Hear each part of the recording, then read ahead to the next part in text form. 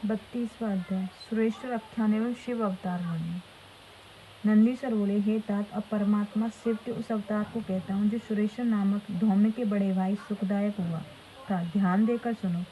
व्याघ्रपात का पुत्र उपमन्यु जो कई जन्मों को सिद्ध होकर इसे जन्म में फिर कुमारपन को प्राप्त हुआ, अपनी माता सहित अपने मामा के घर रह करता था।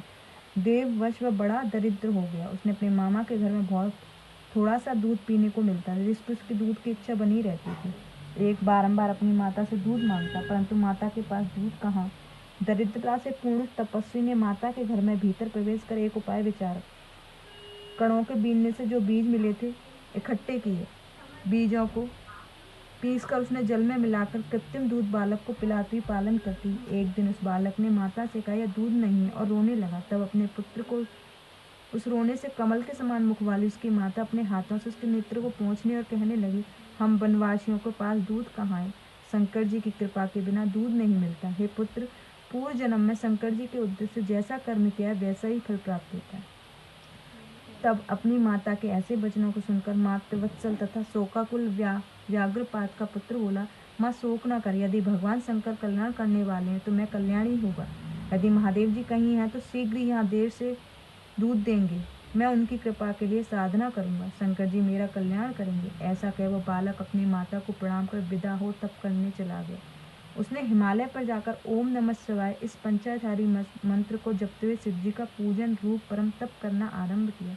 फिर तो उस महात्मा बालक उपमन्यु के तप से सचराचर भुवन प्रदीप्त हो गया। भगवान शंकर इंद्र का और पार्वती इंद्राणी का रूप धारण करके नादिये के स्थान पर ऐरावत हाथी का रूप धारण कर उस पर बैठ उस बालक के पास आए और बोले कि तुम्हारे तप से प्रसन्न हूँ, जो इच्छा हो वर मांगो। बालक ने कहा, मैं शंकर जी से भक्ति मांगता हूँ। इंद्र ने कहा, क्या तुम देवताओं स्वामी इंद्र को नहीं जानते? मैं वही इंद्र हूँ जो रुद्र को त्याग कर मेरी पूजा करे। यदि निर्गुण रुद्र को पूजेगा तो देव जाति से निकाल पिशाच बना दिए जाओगे। यह सुनकर मुनिपुत्र अपने धर्म में विघ्न समझा, फिर पंचा अक्षरी मंत्र का जप करने लगा। इससे इंद्र को कहा, शंकर जी पिशाच कैसे हैं? उन्हीं से ब्रह्मा विष्णु उत्पन्न हुए, प्रकृति से परे उन देवेश्वर रुद्र को तुम जानते नहीं हो। हे इंद्रदेव, तुम जाओ, मैं शंकर जी से ही वरदान लूंगा, तुमसे नहीं। मैं अच्छी तरह जानता हूँ कि विभु शंकर जी से परे कोई तत्व नहीं है। वे ही सब कारणों के कारण हैं, सब देवताओं के गुणों से परे हैं। तुमसे क्या है? मैं ब्रह्मा और विष्णु से भी किसी कई वर की याचना नहीं करता। मैं शंकर जी की निंदा को पाप समझता हूँ। चाहे दूध के बिना भले ही मर जाऊँ, पर शंकर जी की निंदा नहीं सुनूंगा। यदि तुम मेरे सामने शंकर जी की निंदा करोगे तो मैं शिव के अस्त्र को मारकर अपना शरीर त्याग दूंगा। ऐसा कहकर उपमन्यु ने दूध की इच्छा त्याग स्वयं के मरने की इच्छा कर ली। इंद्र को मारने के लिए तैयार हुआ। उसने भस्म उठाकर उसे अघोर मंत्र से अभिमंत्रित कर अपने इष्ट देव के युगल चरणों में ध्यान कर उससे अग्नि स्थापित की, इंद्र पर छोड़ दिया। परंतु वह इंद्र तो थे ही नहीं, वह तो साक्षात शंकर जी थे।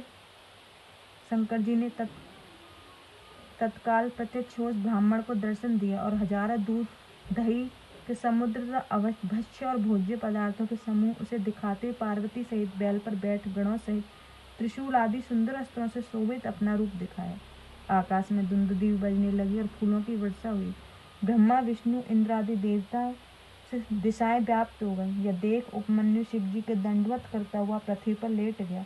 फिर तो भगवान शंकर ने आओ आओ ऐसा कहते उसे बुलाया और मस्तक सूंघकर देने को कहा। उपमन्यु ने शंकर जी की स्तुति की। शंकर जी ने उठा उसे हृदय से लगा पार्वती को दे दिया। पार्वती जी ने प्यार कुमार के समान ही अपना अक्षय कुमार नामक पुत्र बनाया। शिव जी के क्षीर सागर से समान स्वाद युक्त उसे एक अनश्वर सागर दिया। महादेव और पार्वती ने उसे बहुत सी दिव्य वर दी। उसने शिव जी की परा भक्ति मांगी। शिव जी के उसके मांगने के अनुसार अजर अमर और सर्वदा दुख से रहित अपनी भक्ति दे दी। उसे अक्षय गोत्र किया, साथ ही यह भी कहा कि मैं तुम्हारे आश्रम के निकट सर्वदा स्थित रहूंगा। ऐसा कह पार्वती सहित शंकर जी अंतर्ध्यान हो गए। उपमन्यु शंकर जी द्वारा श्रेष्ठ वरों को प्राप्त कर अपनी माता के पास गया और सब समाचार कह सुनाए। वह समाचार सुन उसकी माता बड़ी हर्षित हुई। अब उपमन्यु सबका पूज्य बन गया, वह सारे सुखों का भागी है। इस प्रकार परमात्मा शिव सर्वदा सज्जनों को सुखदायी है। हे तात, हे सुरेश्वर नामक शिव का अवतार मैंने आपसे कहा, जो निष्पाप है, स्वर्गदायक है, यशदायक है। आयुवर्धक और सज्जनों की भक्ति मुक्तिदायक है। इसे भक्ति पूर्वक सुनने वाला सुखों को भोग अंत में शिव गति को प्राप्त होता है।